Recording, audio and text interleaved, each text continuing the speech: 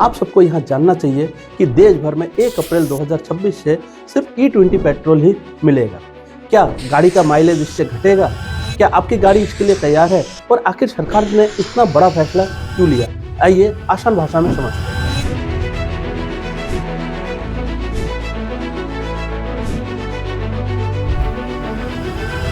देखिए, सबसे पहले समझते हैं कि E20 पेट्रोल आखिर होता क्या है। देखिए, E20 पेट्रोल में जो 20% होता है, 20% इसमें सिर्फ और सिर्फ एथेनॉल होता है, C2H5OH होता है, और जो 80% होता है उसमें सिर्फ और सिर्फ सामान्य पेट्रोल होगा।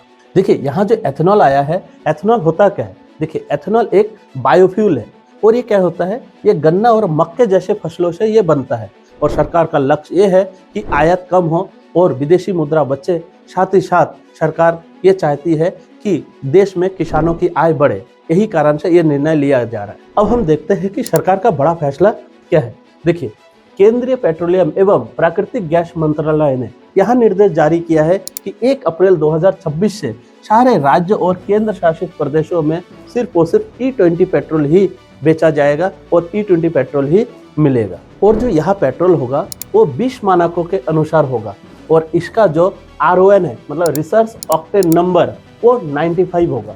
अब हम ये समझते हैं कि RON 95 होता क्या है, जो आपको सबको जानकारी होना चाहिए कि RON 95 का यहाँ भूमिका क्या है। देखिए, ये जो RON है, RON यहाँ बताता है कि जो पेट्रोल है वो इंजन में नॉकिंग के खिलाफ कितना मजबूत है, मतलब साफ है। देखिए, जितना ज़्यादा RON होगा उतना ही बेहतर इंजन सेफ्टी होगा, साथ ही साथ उतना ही बेहतर परफॉर्मेंस होगा और स्मूथ परफॉर्मेंस होगा, ये RON बताता है। और RON 95 एक अच्छा संकेत है, क्योंकि जो एथेनॉल होता है, एथेनॉल का जो ऑक्टेन रेटिंग होता है वो लगभग 108 होता है, इसलिए एथेनॉल को जब पेट्रोल में मिलाया जाता है तो क्वालिटी बेहतरीन होती है। अब सबसे बड़ा मुद्दा, इससे देश को क्या फायदा होगा। देखिए, तेल मंत्रालय के अनुसार जो 2014 से 15 से लेकर अब तक 1.4 लाख करोड़ रुपए से ज्यादा विदेशी मुद्रा की बचत हुई।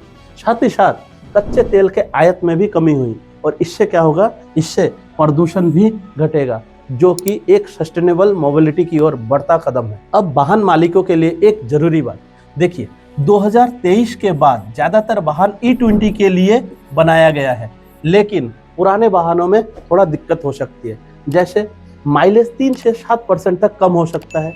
साथ ही साथ कुछ मामलों में पार्ट्स डैमेज की भी शिकायतें आ सकती है। लेकिन इस सुविधा के लिए कई कंपनियां पुराने वाहनों के लिए E20 कन्वर्जन किट ला रही है। जैसे जो रॉयल इनफील्ड है, इन्होंने क्या किया है, इन्होंने बुलेट, क्लासिक और थंडरबर्ड जैसे BS3, BS4 मॉडल के लिए कन्वर्जन किट लॉन्च की है। अब सवाल यह है कि आपका वाहन E20 के लिए तैयार है, और आपको पता होना चाहिए कि 1 अप्रैल 2026 को यह नियम लागू होने वाला है, इसलिए वाहन मालिकों को पहले से ही तैयारी और जानकारी जरूरी है।